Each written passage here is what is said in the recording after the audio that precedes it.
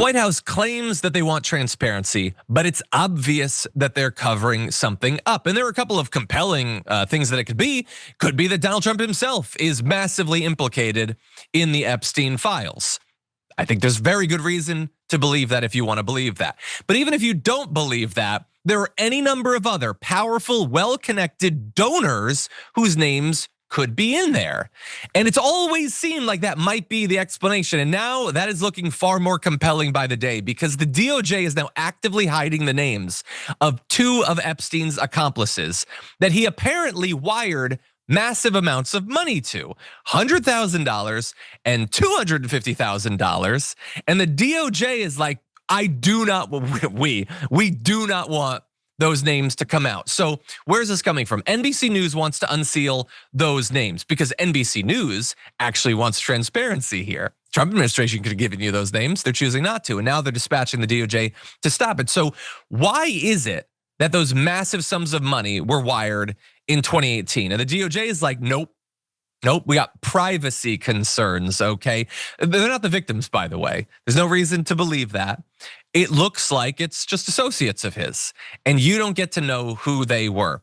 And so let's talk about the timing of this. The first associate received $100,000 from Epstein. Second associate, $250,000, both in 2018, days after the Miami Herald began publishing a series of investigative stories where victims criticized a plea deal he received in Florida in 2008.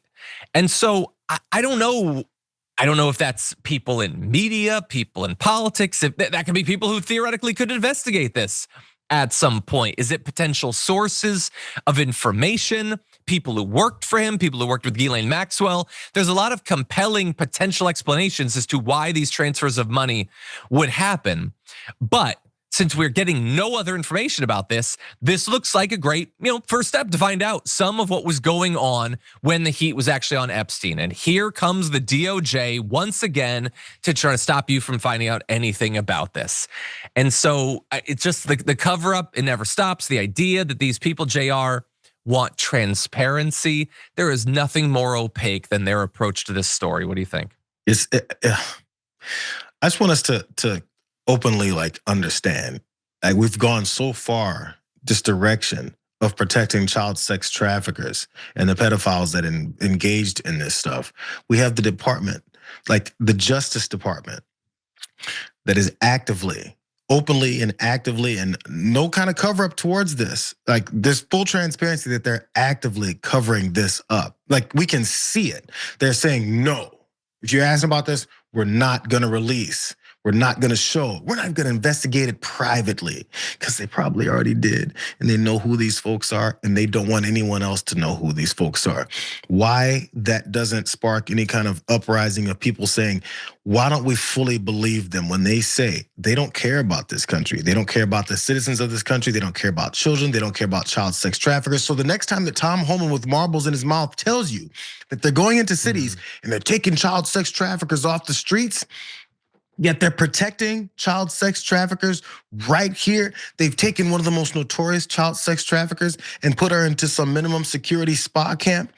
Anytime you've seen this reality that's indisputable, and then they tell you that they're going after child sex traffickers, what part of consciousness makes you think you should trust them?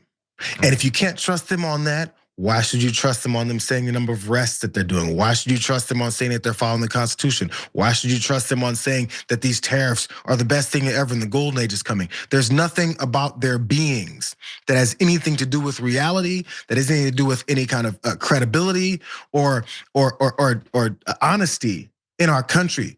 Why listen to anything that they're saying? Why? Yeah.